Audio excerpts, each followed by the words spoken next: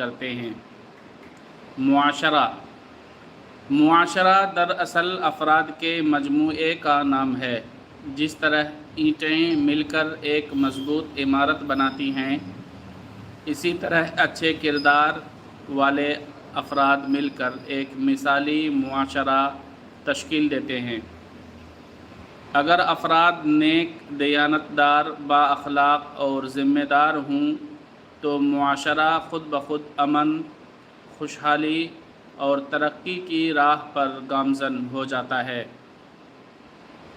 لیکن اگر افراد اخلاقی زوال کا شکار ہوں تو کوئی قانون، کوئی نظام اور کوئی طاقت اس معاشرے کو تباہی سے نہیں بچا سکتی۔ قرآن کریم ہمیں اصلاح کا بنیادی اصول بتاتا ہے، جس کا ترجمہ ہے کہ بے شک اللہ کسی